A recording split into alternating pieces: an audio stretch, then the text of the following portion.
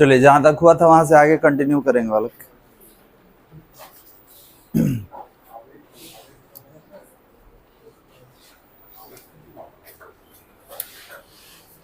कुछ लिखे थे ना इसमें कार्य में? ठीक, नोट लिखे थे तो ध्यान देंगे। हम लोग पिछले क्लास में कार्य ऊर्जा शक्ति स्टार्ट किए थे। यूनिट नंबर 4 है, चैप्टर नंबर 6 है। इसको परिभाषित किया गया और इसमें कुछ नोट लिख रहे हैं। तो नोट क्या लिख रहे हैं समझिएगा। हमने बताया था नोट में कि वर्कडन जो होता है, कार्य जो होता है, ये आपका धनात्मक भी होगा, ऋणात्मक भी होगा और शून्य भी होगा। तो कहां तक बताया गया था? तो आपका धनात्मक वाला बताया गया था। क्लियर है? फिर से एक बार लिख दे रहे हैं, समझिएगा। हमने बताया था इसमें 3 केस लेके चलेंगे, केस 1 2 3 या ABC करके। तो लिखेंगे जब थीटा बराबर 0 डिग्री हो तो, बता लें दीजिए, ठीक है। जब थीटा बराबर 0 डिग्री हो तो इसका मतलब क्या है बालक? कल एक फॉर्मूला था, कार्य बराबर एफएस कॉस थीटा, और थीटा का वैल्यू आप बोलेंगे सर 0 डिग्री यूज करना है। तो देखिए 0 डिग्री का मतलब क्या होता है कि जिस डायरेक्शन में पिंड जा रहा है उसी डायरेक्शन में आप बल लगा रहे हैं, या जिस डायरेक्शन में आप बल लगा रहे हैं पिंड का विस्थापन उसी दिशा में हो रहा है, तो वो 0 होता है। तो यहाँ पर अगर रखा जाए तो ये हो जाएगा F into S into cos 0 degree, और कॉस 0 का जो वैल्यू होता है 0 डिग्री का, ये 1 होता है। और 1 का जब इसमें मल्टीप्लाई कीजिएगा, गुना कीजिएगा, तो ये होगा F इंटू एस। अब बताइए, इसके सामने कुछ नहीं है, मतलब धनात्मक चिन्ह है, तो ये वर्कडन क्या होगा आपका? ये वर्कडन आपका धनात्मक होगा बालक। इसको पॉजिटिव कहा जाता है, पॉजिटिव है। तो सवाल ये है कि सर केवल 0 पर ही पॉजिटिव होगा, कार्य धनात्मक होगा? नहीं। इसके लिए देखिए बालक, आपका जो वर्कडन है ये पॉजिटिव होगा, धनात्मक होगा। कब धनात्मक होगा?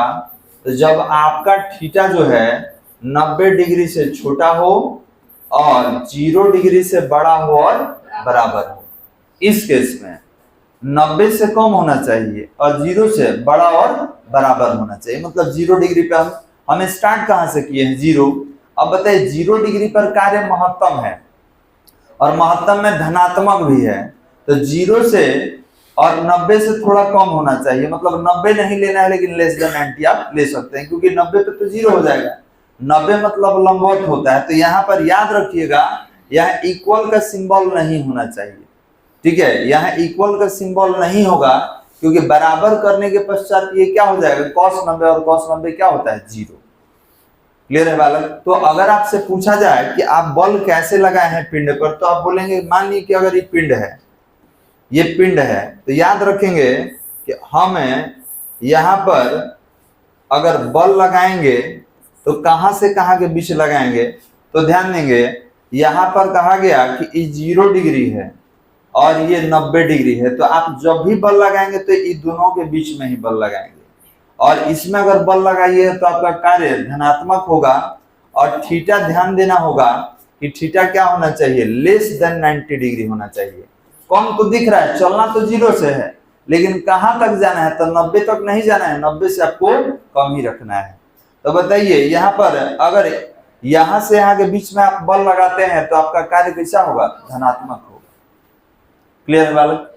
चलिए दूसरे केस में अगर बात कर ले, अगर बी नंबर में इसको लिया जाए, पूरा हम कंप्लीट कर देंगे उसके बाद लिखिएगा। अगर हम बात करें बी नंबर का, तो आपने बोला कि सर जब थीटा बराबर 90 डिग्री हो तो, जब थीटा बराबर 90 डिग्री हो तो 90 डिग्री मतलब समकोण होता है। माने कि मेरे पास कोई पिंड रखा हुआ है, हम जाके ऊपर से खींच लिए, बल लगा लिए, तो याद रखेंगे 90 डिग्री पर जो बल होता है सबसे न्यूनतम होता है, और जब बल न्यूनतम होगा तो कार्य भी क्या होगा? न्यूनतम। तो कहिएगा सर सूत्र में रख दिया जाए, तो W बराबर क्या है? एफएस कॉस थीटा है, और यहाँ पर W बराबर एफ एस और cos थीटा, और दिख रहा है थीटा कितना लेना है 90, और हम जानते हैं कि cos 90 डिग्री कितना हो जाएगा, जीरो होगा, जीरो होगा। तो जब जीरो से मल्टीप्लाई कीजिए तो आपका वर्क डन क्या हो गया, जीरो। तो याद रखेंगे आपका वर्क डन जो है ये शून्य हो गया बालक, ये शून्य हो गया। तो इसका मतलब ये है कि पिंड पर हम बल कैसे लगा रहे हैं समझिएगा। तो पिंड जो है इधर विस्थापित हो रहा है, मतलब जा इधर रहा है, लेकिन आप बल सीधे ऊपर लगा रहे हैं, सीधे ऊपर लगा रहे हैं।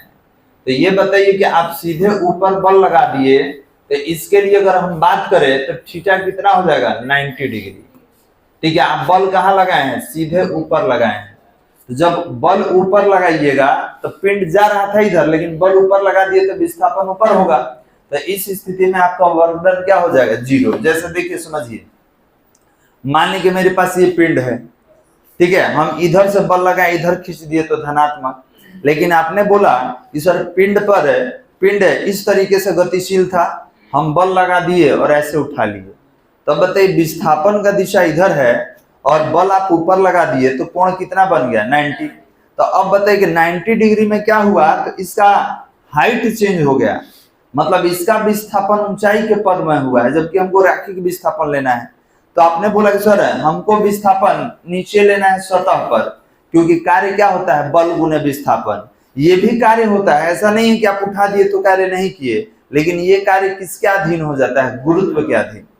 तो इसके बारे में आगे बात करना है। अभी हमारा विस्थापन क्षैतिज सतह पर है, क्लियर है, लंबवत नहीं, क्षैतिज सतह पर।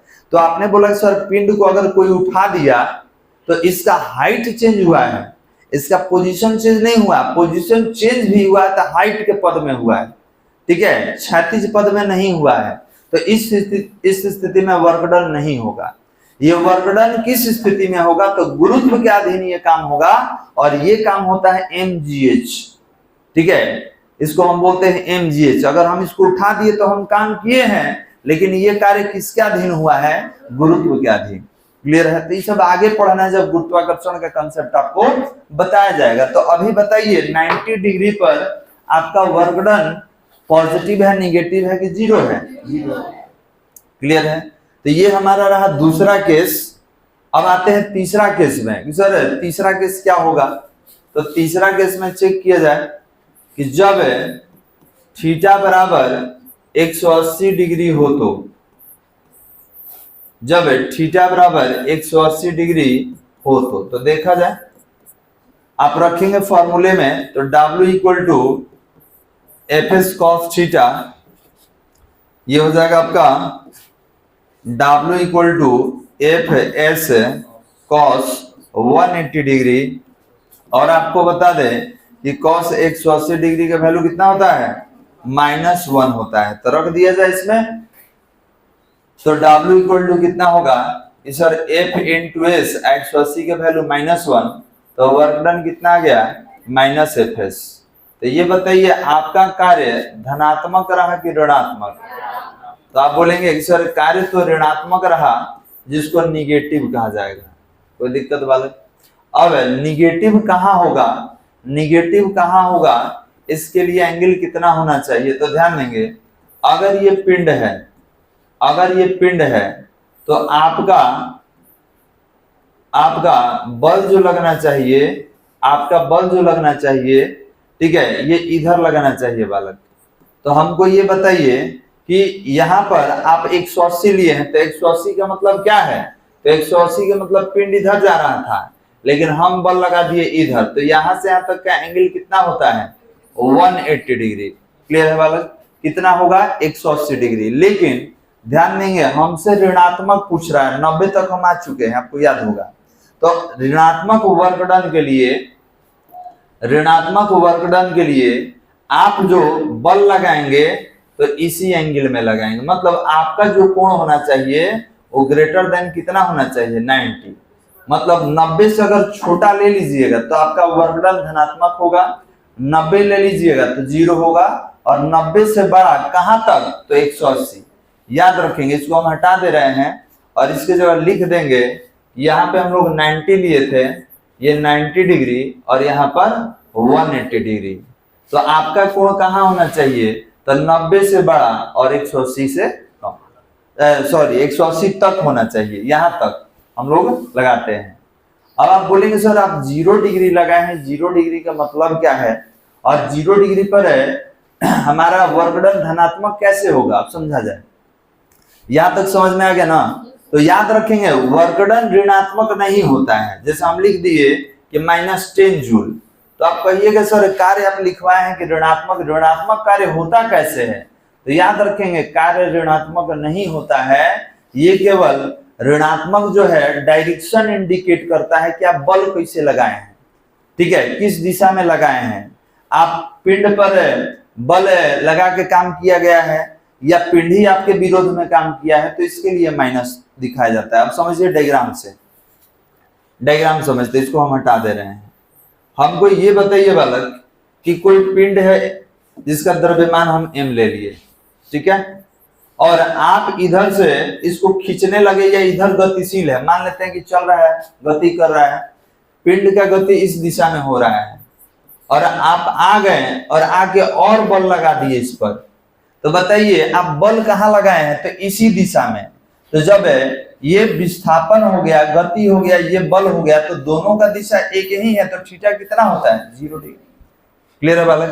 तो अब इसको हल कीजिएगा तो आपका कार्य कैसा आएगा? धनात्मक आएगा। लेकिन अगर कोई कहे कि नहीं सर हम इधर बल नहीं लगाएंगे, हम सामने बल नहीं लगाएंगे, हम इसके पीछे बल लगाएंगे, हम जो बल लगाएंगे इधर बल लगाएंगे, तो जब इधर बल लगाइएगा और जब इसको हल कीजिएगा तो पहले देख लीजिए एंगल कितना बना है, 180। तो जब इसको हल कीजिएगा तो आपका कार्य ऋणात्मक आएगा। तो ऋणात्मक का मतलब ये नहीं है कि आप काम है निगेटिव किए हैं, ऋणात्मक का मतलब ये है कि ये जो बल लगाया गया है काम के लिए, ये गति के विपरीत दिशा में लगाया गया है। मतलब पिंड जो है जा रहा था सामने, लेकिन हम कहाँ बल लगा के खींच रहे हैं? तो पीछे खींच रहे हैं। क्लियर है बालक? तो याद रखिएगा पॉजिटिव और निगेटिव ये बताता है कि हम फोर्स किस डायरेक्शन में लगाए हैं, ठीक है, फोर्स मोशन के डायरेक्शन में लगाए हैं, पिंड के गति के दिशा में लगाए हैं कि गति के विपरीत दिशा में। तो आपको पहले भी पढ़ाया था घर्षण में, याद है?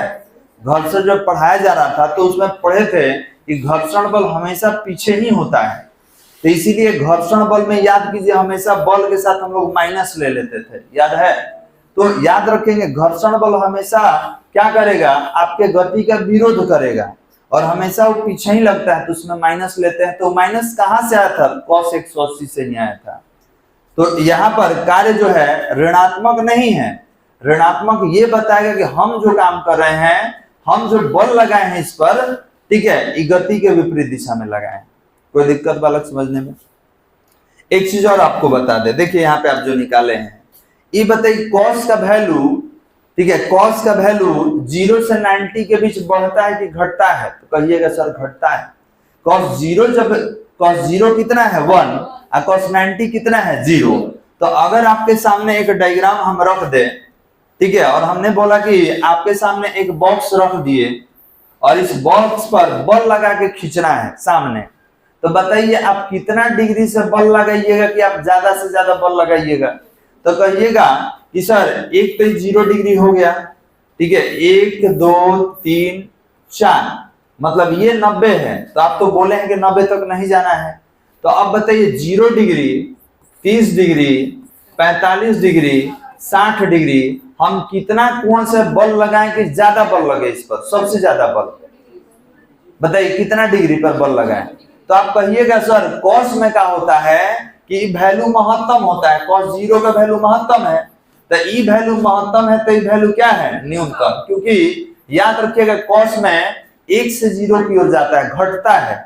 तो अब बताइए कि जब इस सबसे ज्यादा बल है, जब सबसे ज्यादा बल 0 पर लगा तो 30 पर थोड़ा सा कम हो जाएगा, 45 पर और कम हो जाएगा, 60 पर और कम होगा और 90 पर क्या होगा? जी समझ में आ रहा है? तो अगर कोई आपको दे दिए 100 किलो का बक्सा रख दिए, आप बोले कि ये काम करो, इसको खींच के लाना है आगे, तो बताइए अगर आपसे कहा जाए कि खींच के आगे लाना है तो आप बल कितना एंगल पर लगाएंगे? 0 30 45 60। तो आप कहिएगा सर सबसे अगर ज्यादा बल लगाना हो तो पिंड को कितना डिग्री से खींचा जाता है? 0 डिग्री। 0 डिग्री मतलब जिधर खींचना है उधर बल लगाइए, ठीक है। और इस स्थिति में आपका बल क्या होगा? महत्तम होगा। कोई दिक्कत बालक? अब उल्टा हम कर देते हैं, हम कहेंगे कि एक काम कीजिए, जा रहा है ना इधर, गति इधर कर रहा है, एक काम कीजिए इसका गति को कम कर दीजिए। तो गति को कम करने के लिए क्या करेंगे? तो इसके विरोध में बल लगाएंगे, वो सबसे ज्यादा होना चाहिए। तो आप कहिए सर सबसे ज्यादा तो इजे लगेगा। तो इस स्थिति में अगर इधर बल लगाएंगे तो याद कीजिए थीटा कितना लेना है? 180 डिग्री। और cos 180 का वैल्यू क्या होता है? निगेटिव। तो इसके लिए बल जो होगा ये भी निगेटिव हो जाएगा और कार्य भी निगेटिव। क्यों निगेटिव? क्या बताएगा कि हम जो काम कर रहे हैं इसके गति के विपरीत दिशा में, हम जो बल लगाए हैं पिंड के गति के विपरीत दिशा में लगाए हैं। कोई दिक्कत समझने में? तो यही आपको बताना था। तो तीनों केस में देख लिए हैं।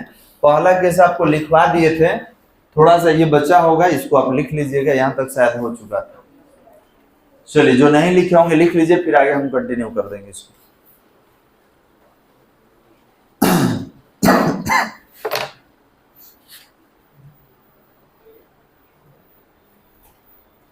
तो अब समझ में आ रहा है धनात्मक ऋणात्मक क्या होता है। तो आपके एग्जाम में ये सारा क्वेश्चन ऑब्जेक्टिव टाइप में रहता है बालक, एमसीक्यू में रहता है, ठीक है। ये नहीं आएगा लिखने के लिए धनात्मक कब होगा, ये सब ऑब्जेक्टिव टाइप क्वेश्चन है। और इस बार के टेस्ट में आपको ये सारा मिल जाएगा, जब टेस्ट देंगे स्कूल कॉलेज में तो वहां पर ये आपको मिलेगा। आगे बढ़ा दीजिए।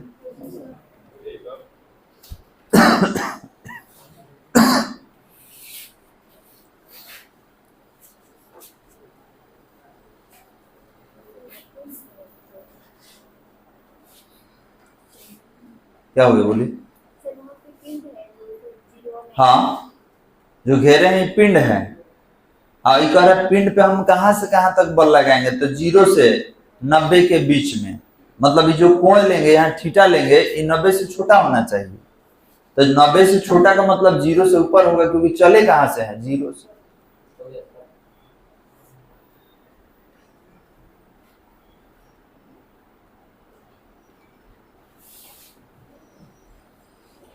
हो गया बालक? चलिए नेक्स्ट बी नंबर में।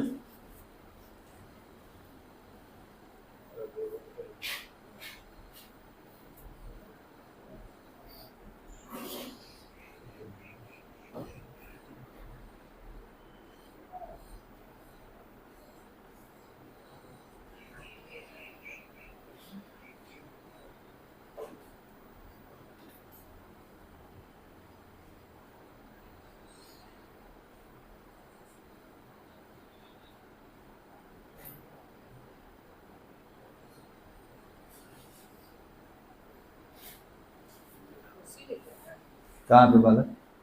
हाँ ए है बी है तो सी लीजिएगा ना। 3 केस है इसमें।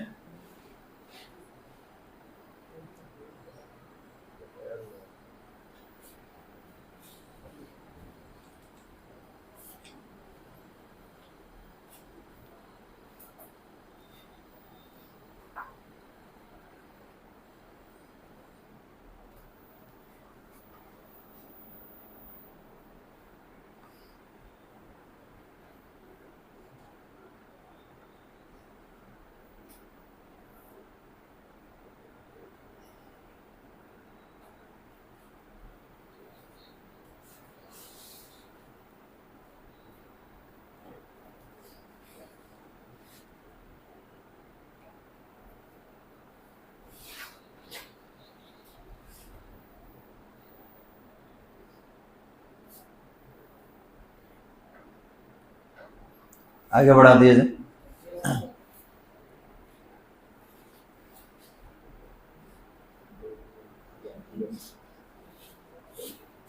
चलिए नेक्स्ट।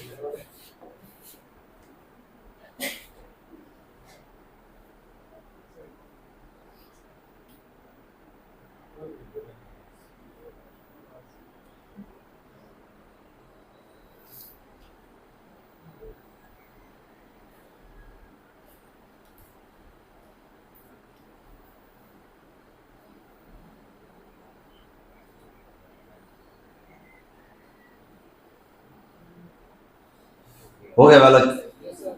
चलिए क्वेश्चन, इस पे थोड़ा सा क्वेश्चन हम लोग बनाएंगे। क्वेश्चन बनाकर देखा जाए, और क्वेश्चन बनाने से पहले थोड़ा हम चेक कर ले रहे हैं कि आपको समझ में ये बताया या नहीं। चलिएगा, कुछ पूछ रहे हैं बताइएगा, हटा दे इसको। ये बताइए कि अगर किसी पिंड पर हमें 30 डिग्री पर बल लगाए हैं तो वर्क डन पॉजिटिव की निगेटिव? 60 डिग्री, 120 डिग्री, 180 डिग्री,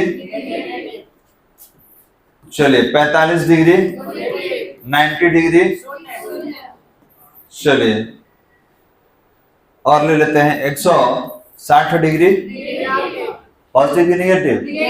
तो याद रखेंगे कि सर हम देख के बता देंगे कि लेस देन 90 रहेगा तो आपका वर्क डन पॉजिटिव होगा, ठीक है, 90 रहेगा तो 0 होगा, और ग्रेटर देन 90 होगा तो क्या होगा आपका? निगेटिव होगा। यही देखना था। अब यहां से हम लोग क्वेश्चन बना सकते हैं। क्वेश्चन थोड़ा सा लिखा जाए, लिखेंगे,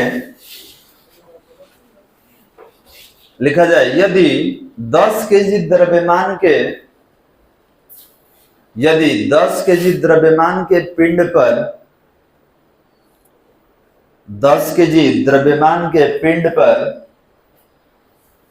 10 केजी द्रव्यमान के पिंड पर 12 न्यूटन का,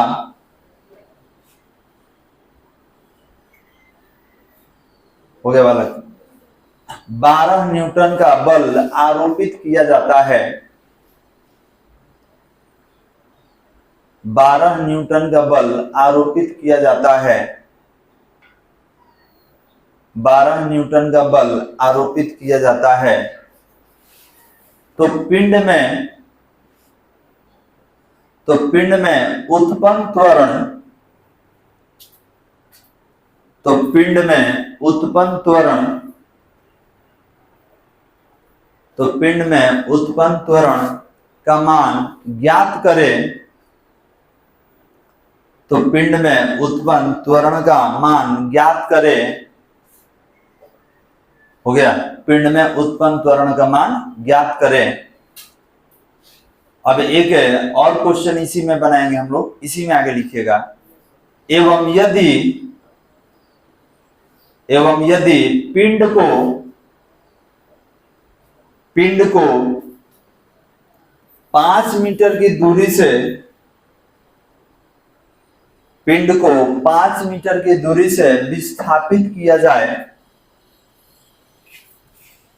5 मीटर की दूरी से विस्थापित किया जाए, तो संपादित कार्य का मान, तो संपादित कार्य का मान ज्ञात करें, तो संपादित कार्य का मान ज्ञात करें। ये बताइए, इसमें कहीं कोण दिया है एंगल? नहीं। इसका मतलब कितना डिग्री पर बनाइएगा? 0 डिग्री पर, क्योंकि दे देगा कि 30, 45, 60 तो लेके बनाते, इसमें तो कोई कोण है नहीं। क्या क्या दिया हुआ है बालक?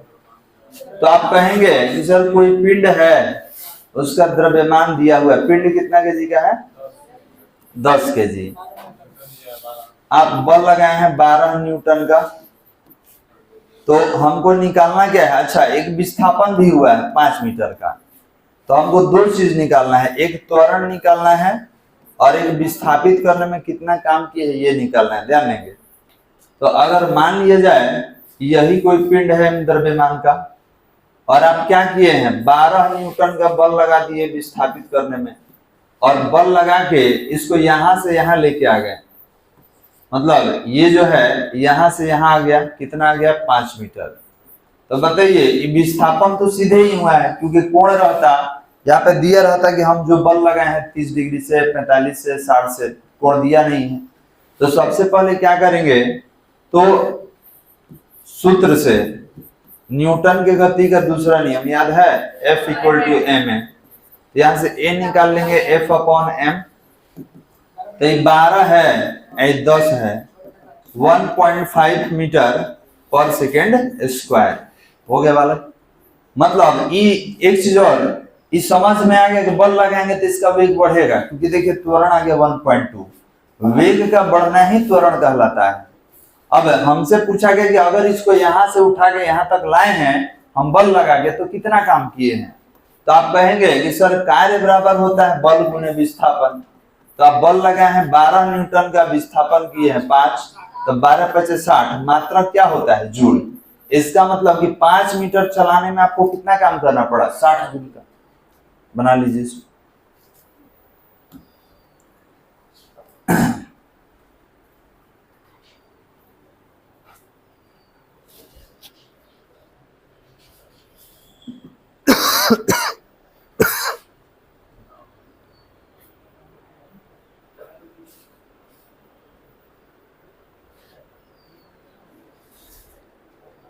तो F इक्वल टू एम है, न्यूटन सेकेंड लॉ, और A निकालेंगे तो F अपॉन M।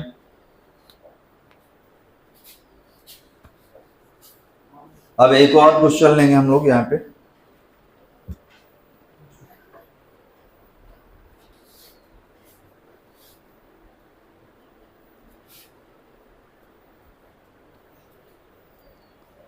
आगे बढ़ा दे।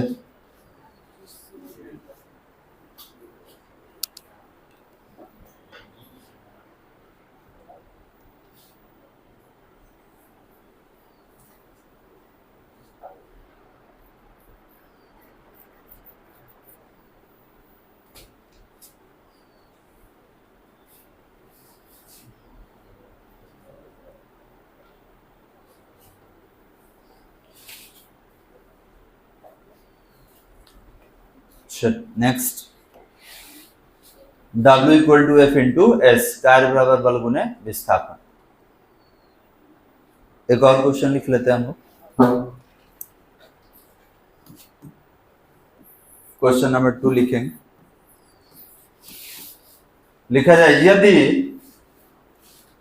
यदि किसी पिंड पर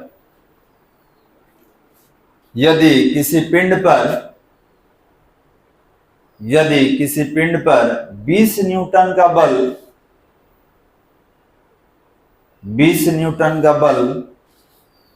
60 डिग्री के कोण पर 20 न्यूटन का बल 60 डिग्री के कोण पर आरोपित किया जाता है। 20 न्यूटन का बल 60 डिग्री के कोण पर आरोपित किया जाता है एवं पिंड को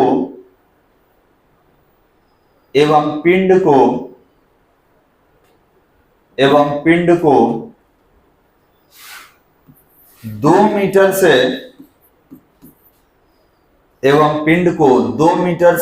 10 मीटर तक विस्थापित किया जाता है।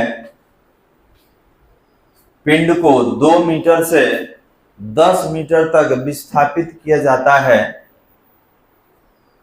2 मीटर से 10 मीटर तक विस्थापित किया जाता है, तो संपादित कार्य का मान ज्ञात करें। हो गया बालक?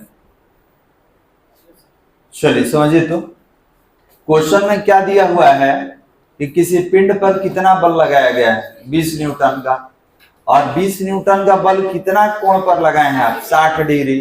तो दिमाग में सेट हो गया कि एंगल वाले सूत्र से बनेगा, और कह दिया कि कहां से कहां तक लेके गए हैं, तो आप बोल दिए कि सर 2 मीटर से और कहां तक लेके गए हैं, 10 मीटर तक। डायग्राम थोड़ा सा देखिए। मानिए ये पिंड है m द्रव्यमान का, आप इस पर बल लगाए हैं, तो बल जो लगाए हैं, ध्यान देंगे, बल आप लगाए हैं 60 से, लेकिन विस्थापन तो सीधे होगा। तो ये यहाँ पर पिंड आ गया, तो आप जहां से चले थे ये था 2 मीटर, और जहां पहुंच गए कितना है, 10 मीटर। तो ये बताइए कि टोटल दूरी आप कितना चल दिए। तो आप कहिए सर निकाल लेंगे एस करके, तो एस बराबर क्या होगा, तो 10 माइनस 2 बराबर कितना, 8। क्लियर है बालक? तो आप कहिएगा 2 से 10 चलेगा, मतलब हम कितना चल दिए, 8 मीटर चल दिए। अब बताइए बल आप लगाए हैं 60 डिग्री पर, तो आपको बताए हैं कि इधर कौन बल लेके जाता है, तो एफ एस कॉस थीटा याद है, और ऊपर साइन थीटा। तो हमको इससे काम ही नहीं है, हमको जो गति करा रहा है वो बल चाहिए। तो आप कहिएगा सूत्र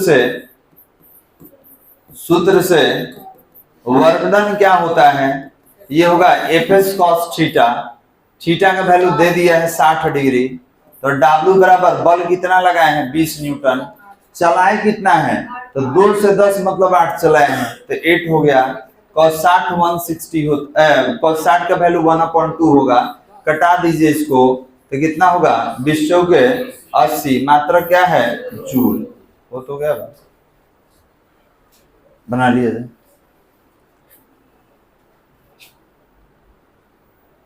तो याद रखेंगे कि अगर हमको किसी कोण पर बल लगाना होगा तो उस कोण का वैल्यू हम किस में लेंगे कॉस में।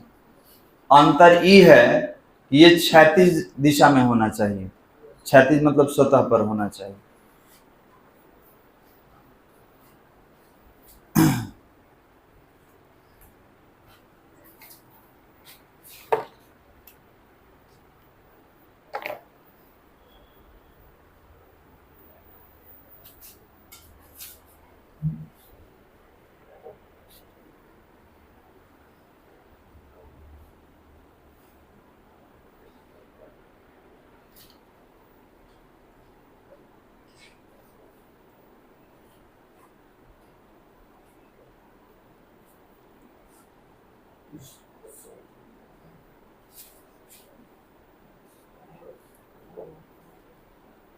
हो गया बालक।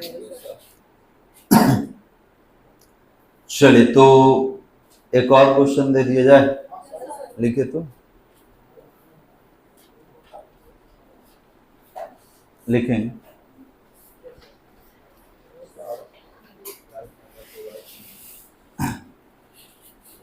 यदि किसी पिंड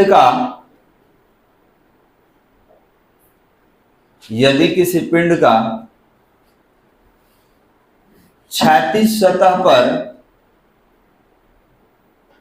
यदि किसी पिंड का क्षैतिज सतह पर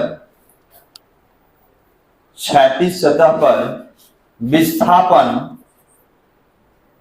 क्षैतिज सतह पर विस्थापन 5 मीटर है, क्षैतिज सतह पर विस्थापन 5 मीटर है एवं पिंड पर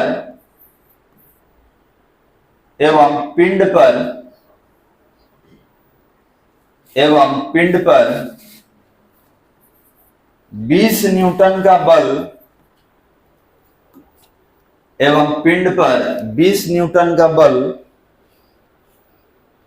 एवं पिंड पर 20 न्यूटन का बल आरोपित किया गया है,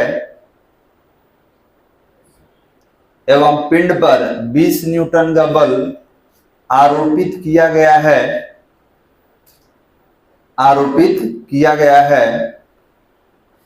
तो पिंड पर आरोपित बल के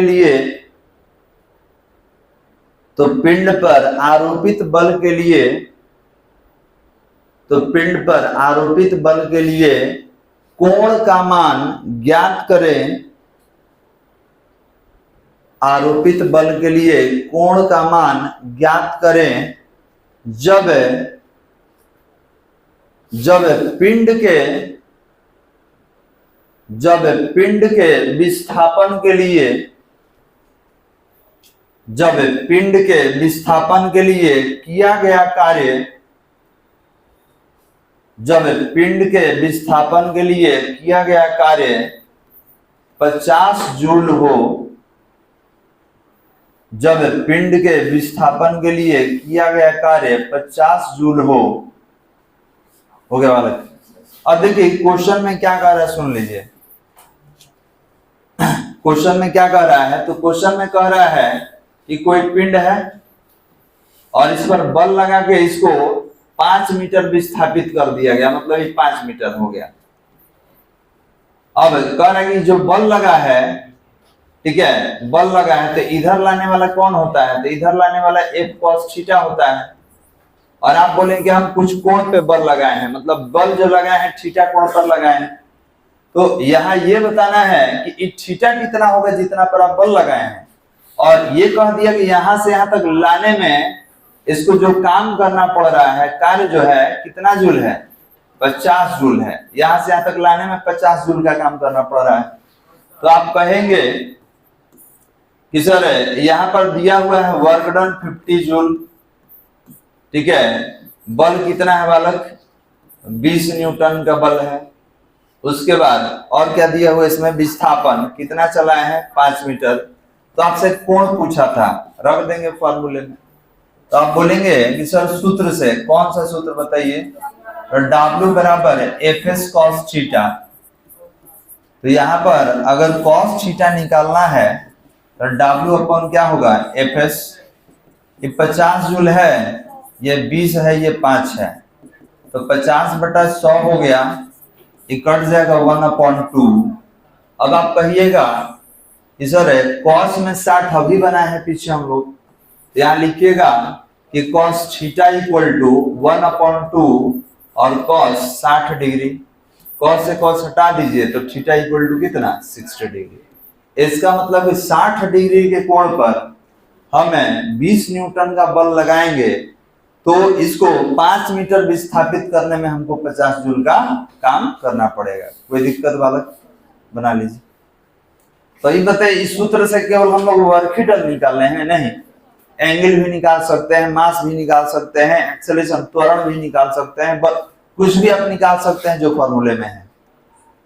तो याद रखिएगा, अभी जो फॉर्मूला बार बार आप ले रहे हैं, इसमें अभी एफ को भी हम तोड़ सकते हैं एम में, समझ में आ रहा है, और इसमें द्रव्यमान और त्वरण भी निकाल सकते हैं हम लोग। इसको लिख लीजिए।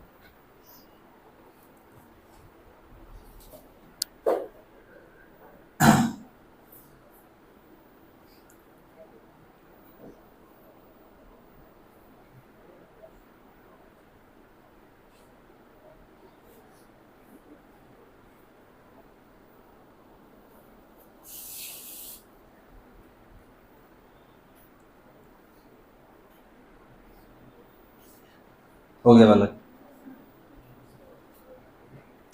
अब